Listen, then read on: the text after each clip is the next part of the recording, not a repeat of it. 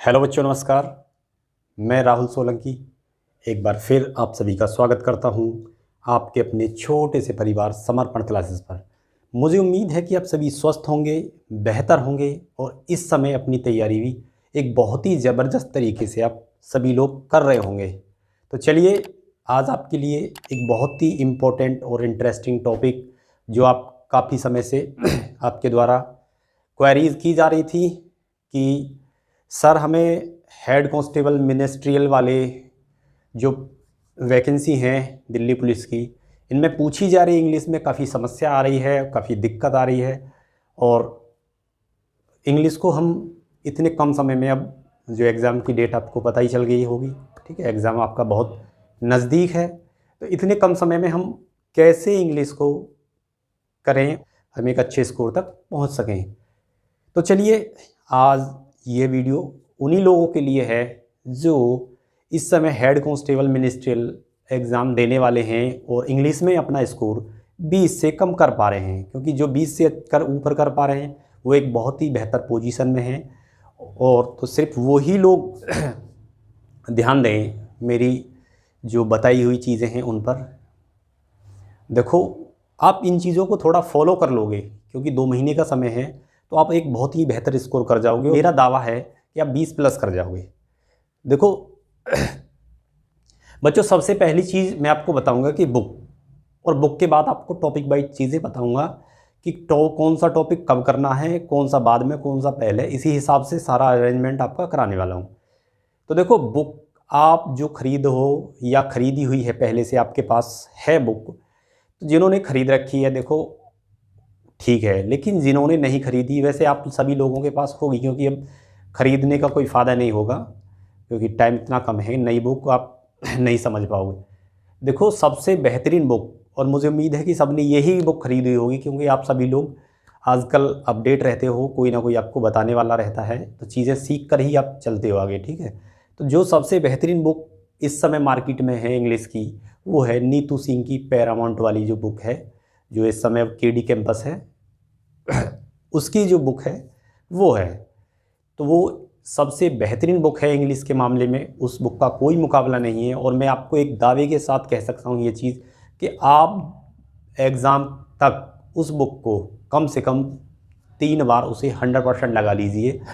और 3 बार लगाने का मतलब ये नहीं है कि टाइम बढ़ाना कि 3 बार लगा ली। 3 बार के अंदर आप उसके अंदर जो भी चीज़ें लिखी गई हैं आपसे सारी चीज़ें आनी चाहिए। और आनी चाहिए का मतलब ये है कि जो भी पेपर के अंदर आई हैं आप 100%, मैं दावे के साथ ये चीज़ कह सकता हूँ, 20 प्लस जो नंबर हैं और क्वेश्चन हैं वो इसी बुक के अंदर से आपको देखने को मिलेंगे।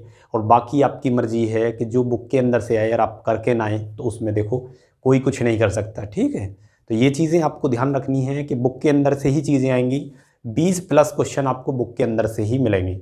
आउट ऑफ बुक से क्या मिल सकता है आपको, या कोई ऐसा एंटोनियम्स या सिनोनियम्स जो कठिन है वो बुक से एक आध मुश्किल से बाहर जा सकता है, या कोई वन वर्ड सब्स्टिट्यूशन बाहर जा सकता है, ठीक है, या कोई आपका ईडियम एंड फ्रेजेस ये बाहर जा सकता है। और कॉम्प्रहेंसिव पैसिव जो आता है वो तो देखो कहीं से भी आता है, उसका कोई मतलब नहीं है, उसमें से पढ़ के आपको आंसर देने होते हैं, तो वो तो आता ही बाहर है। तो आप बुक में से 20 प्लस जो क्वेश्चन है वो देखने को आपको पूरे 100% आपको मिल जाएंगे। तो आपको करना कैसे है, देखो, आप इंग्लिश को 2 पार्टों में बांट सकते हैं।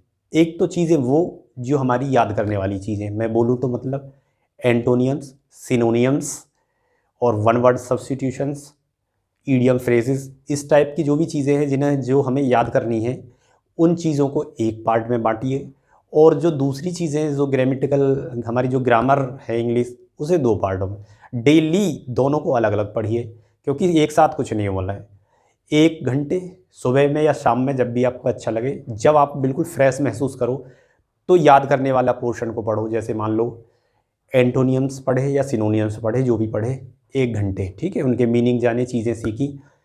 और जब आपका मन करे ग्रामेटिकल पढ़ने का, तो आप जब फिर ग्रामर पढ़िए, ठीक है। डेली उसको 2 पार्टों में बांट के तैयारी करिए। और ग्रामर में मैं आपको बताऊं क्या क्या है। जैसे आपको ग्रामर में क्या बांटना है, डायरेक्ट, इनडायरेक्ट, एक्टिव पैसिव,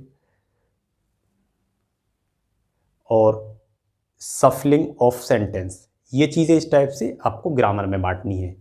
ठीक है, तो ये आपको साथ साथ ही करनी है। ठीक है, लेकिन पार्ट 2 बांटनी है। और थोड़ा आप ज़्यादा फोकस जो करना, क्योंकि ग्रामर जो आपकी ग्रामर है इसमें बहुत कम है। बाकी जो मेमोरी चीज़ें, जो याद करने वाली चीज़ें, वो काफ़ी ज़्यादा संख्या में, तो उन्हें ज़्यादा वेटेज दे के चलना और ज़्यादा मात्रा में आप तैयार करना। जो ग्रामर है हमारी, इसमें 2 चीज़ें हो रही हैं आपकी। Number 1, spot the error. Number 2, fill in the blank. ठीक है, तो ये जो दोनों टॉपिक हैं आपके एरर छांटने के लिए और आपका फिल इन दी ब्लैंक, ये आप तभी कर पाओगे।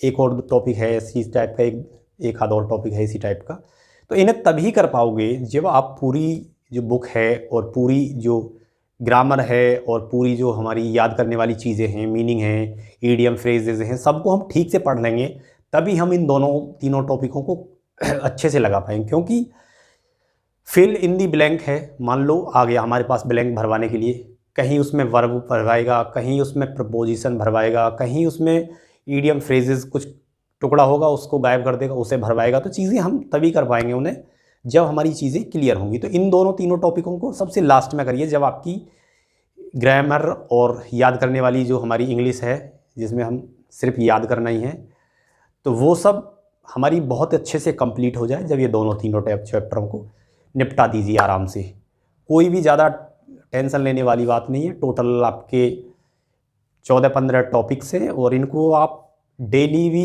2 दिन में भी निपटाओगे तो 15 टॉपिकों को 30 दिन में बहुत अच्छे तरीके से कर लोगे और दोबारा रिवीजन भी मार दोगे इन्हें 15-15 दिन में। भाई पहली बार करने में टाइम लगेगा, जब इनका रिवीजन करोगे तो आप 15 दिन में कर दोगे। ठीक है, पहले आप मान लीजिए 30 दिन में करते हैं एक टॉपिक को 2 दिन में। ठीक है, इसी हिसाब से सेट कर लीजिए, तो 30 दिन के अंदर आपका पूरे टॉपिक क्लियर हो जाएंगे और बाकी 15-15 दिन में इनका रिवीजन भी करते रहिए, फिर तो रिवीजन जल्दी हो जाएगा। ठीक है, तो इन्हें 2-3 बार आप कर सकते हो एग्ज़ाम के टाइम तक, और आप देखोगे इस स्ट्रेटजी के साथ जब जाओगे तो आप अपना स्कोर 20+ ही पाओगे। ठीक है, तो इंग्लिश से डरने की ज़रूरत नहीं, इंग्लिश कोई इतना बड़ा पहाड़ नहीं है, क्योंकि आप लोगों के लिए सबसे ज़्यादा जो समस्या खड़ी हुई है वो इंग्लिश ने ही खड़ी कर रखी है। ठीक है, और इंग्लिश आपकी समस्या तभी दूर होगी इंग्लिश में जब आपकी वोकेबुलरी बहुत अच्छी होगी। वोकेबुलरी मतलब यही है, एंटोनियम, सिनोनियम्स। ठीक है, और वन वर्ड सब्स्टिट्यूशन भी इसी में, इन्हीं चीज़ों में आ गए, और ईडियम फ्रेजेस, चीज़ें इनकी क्लियर हो जाएंगी। जब मुहावरे वावरे आपको ठीक से आ जाएंगे तो इंग्लिश आपको समझ में आने लगेगी। ठीक है, बाकी मुहावरा वावरा लिखा हुआ है आपको आता नहीं है तो आपको तो फिर ऐसे ही लगेगा पता ना क्या लिखा हुआ उर्दू, उसी में कुछ समझ में ही नहीं आ रहा है, इसका मतलब क्या है, इसका क्या है, तो खोपड़ी आपकी इस समय घूम जाती है और इंग्लिश एकदम आपको बहुत ज़्यादा भारी लगने लगती है और एकदम से आपका दिमाग डाइवर्ट हो जाता है कि बस मैं तो बन गया हेड कांस्टेबल और अब कुछ और ट्राई किया जाए। तो ऐसा नहीं है बच्चों। ठीक है, तो आप चीज़ों पर हावी हुई, ना कि चीज़ें आप पर हावी होंगी। तो चलिए करते रहिए तैयारी एक बहुत ही बेहतरीन तरीके से, साथ जज्बे के साथ, और एक बहुत ही अच्छे कॉन्सेप्ट वगैरह और चीज़ें को सीखते हुए समझते हुए आगे बढ़िए। तो चलिए फिर मिलते हैं आपको एक नए वीडियो के साथ, नए टॉपिक और नए कॉन्सेप्ट के साथ। सभी को